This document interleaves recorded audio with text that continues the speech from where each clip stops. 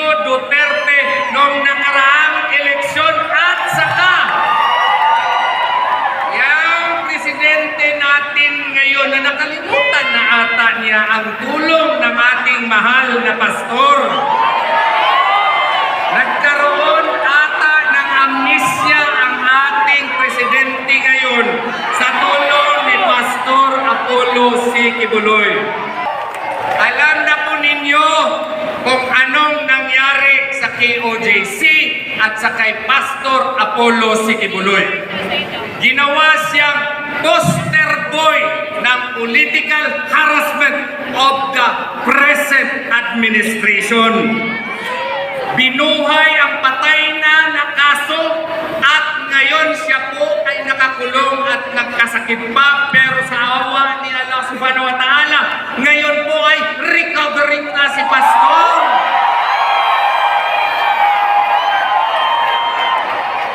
Pero may sakit pa rin siya dahil po ginawa siyang example ng administrasyon na ito para matakot ang mga kababayan natin na suwayin ang present administration ngayon. Tanong, papayag ba kayo niyan? Apollo C. Quiboloy! Thousands of them libre pong pinaaral ni Pastor Apollo C. Quiboloy. Isa na po ako dyan. Libre pong katulungan ni Pastor, and Pastor, when Pastor helps, he will not ask you anything in return dahil taos-puso po ang pagtulong ni Pastor. May nagsabi kanina parang hindi nila nakuha na ano daw yung pinakita. No? Ulitin lang po natin, no? Sa Times Square, New York po yun, United States of America, yung LED wall kanina. At syempre pa, the only network na in-invite sa inauguration ni President Trump, walang iba ang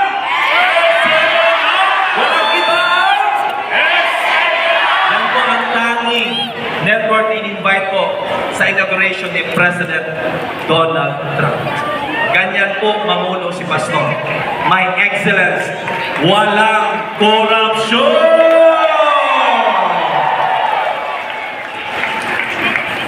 At para i-introduce sa atin, excited na ba kayo marinig si Pastor? Excited na ba kayo marinig si Pastor? Tawagin po natin ang representative, tagapagsalita po ng ating kandidato, Senator Pastor Apollo C. Quiboloy, Attorney Israelito Orion.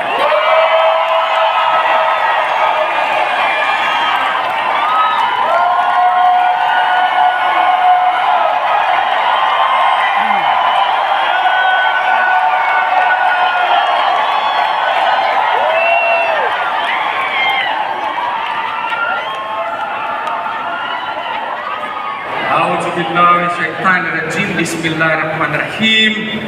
Assalamualaikum warahmatullahi wabarakatuh. Mayong gabi sa tuwang tanan! Tatang pa ba tayo? Suportahan ba natin si Pastor? Mga kaibigan, ako po si Attorney Israelito Bobet Torion. Ako po ang official spokesperson ng ating pinakamamahal na Senator Apollo Quiboloy. Bakit natin piliin si Pastor? Si Pastor ay anak ko ng mahihirap. Galing po siya sa kahirapan. Kaya nahiintindihan po niya ang kahirapan. Nataos siya doon sa Pugina, kung saan ang bukid na tinatawag na Tamayong Kalinan, Davao City. Ang kanyang mga magulang ay mga Pampanggenyo. Kaya yung mga Pampanggenyo, nire-request namin kayo na suportahan si Pastor Apollo C. Quiboloy. Galing siya sa kahirapan, kaya nga po, maski bigas at pagkain noong bata pa siya, ay mahirap po. Nag-aral siya doon sa Parang Maguindanao, kaya yung mga kaibigan natin, salam na mga Muslim, suportahan natin si Pastor. Naging scholar po siya sa Bible School at siya po ay itinataguyod ang kanyang sarili hanggang theology. Ganyan po ang ating pinakamamahal na Pastor Apollo C. Kibuloy. At dahil po sa kanyang mga gawaing mabuti noong 1985, itinayo niya ngayon ang Kingdom of Jesus Christ. Mula sa 15 lamang na miyembro, tingnan niyo po kung gaano na kadami ngayon ang miyembro ng Kingdom of Jesus Christ. Present po ito sa buong mundo at ngayon po ay isa sa pinakarespetado na religious organization sa buong mundo po. Galing po ito sa kahirapan, but right now it is one of the most improved religious organization in the country and in the world today. Si Pastor Apollo C. Kibuloy ang nagtayo ng Jose Maria College na isa na pong sikat na eskwelahan dito sa ating mahal na bansa. Kaya nga kami, we are trying our best now to raise money. Bakit po?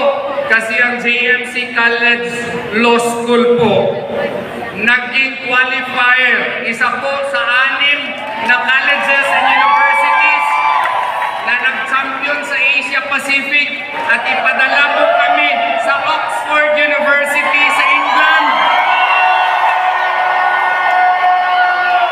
Bakit po nangyari yan? Nangyari yan dahil sa inspirasyon na binigay ni Pastor Apollo C. Kibuloy sa amin. Ang problema lamang namin, kasi lahat po ng mga bank deposits po ng mga korporasyon ni Pastor at saka pati na nga po sa akin ay freeze po, sinara po. Ganyan po ang aming situation ngayon. Pero alam namin na kaya namin yan sa panalangin lamang ni Pastor.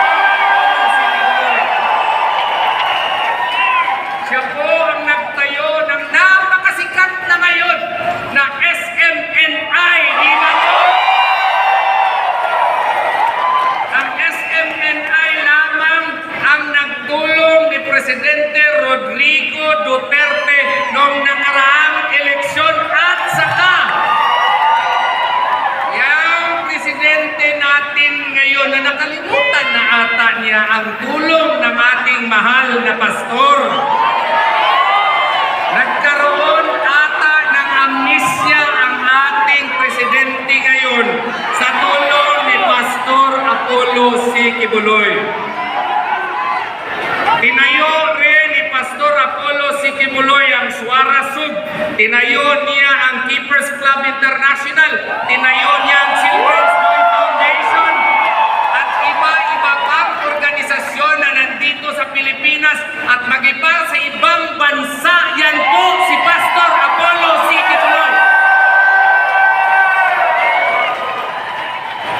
Meron siyang kaibigan. Hindi lamang kaibigan, kundi para na niyang kapatid. Tinulungan niya noong eleksyon at naging presidente ang ating pinakamamahal na Presidente Rodrigo Duterte.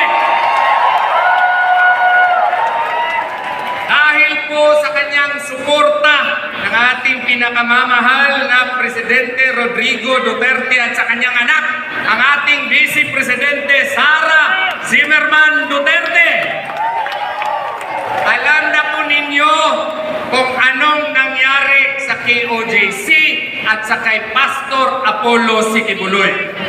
Ginawa siyang poster boy ng political harassment of the present administration. Binuhay ang patay na kaso at ngayon siya po ay nakakulong at nagkasakit pa, pero sa awa ni Allah Subhanahu wa Ta'ala, ngayon po ay recovering na si Pastor.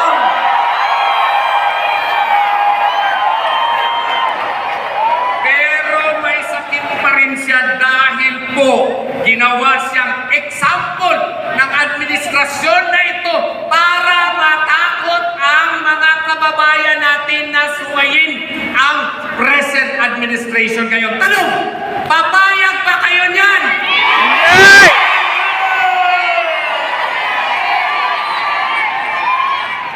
Kaya nga, from the bottom of our hearts, kailangan natin bigyan ng nakakapinging suporta si Pastor Apollo.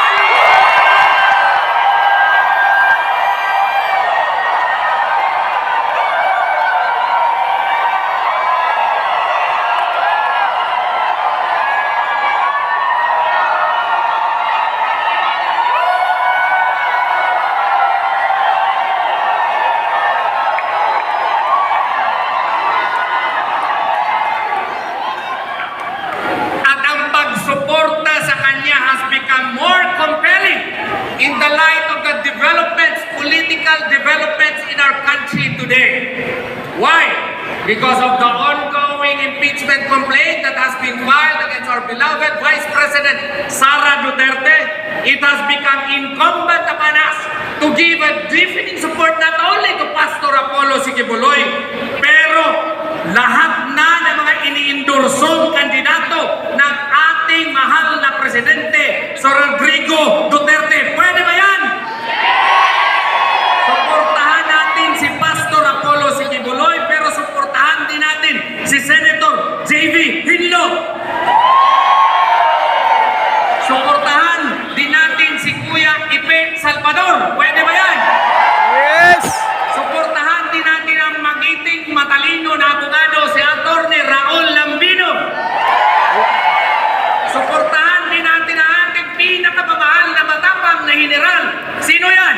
Si Senator Bato de la Rosa. Suportahan din natin ang gwapo, matalinong abogado. Sino yan? Si Senator Jimmy Bundok. Suportahan din natin ang mga kandidato pang iba. Kundi, sino yun? Yung ating Mr. Malasakit, Senator Bongo. Suportahan din natin yung mahal ni Presidente Duterte. Sino yun? Ang suportado po ng mga katutubo natin, si Senator Kapuyan. At suportahan din natin yung mga party list na nandito po at nagsalita ngayong hapon at ngayong gabi. Pwede ba yun? Bakit po kailangan natin silang suportahan? Suportahan natin sila because just in case yung impeachment complaint po ay ipapatuloy sa next na Senado, kailangan natin ang kanilang suporta para hindi makuha yung required 2/3 vote ng Senado. Kaya kailangan tayo, vote straight tayo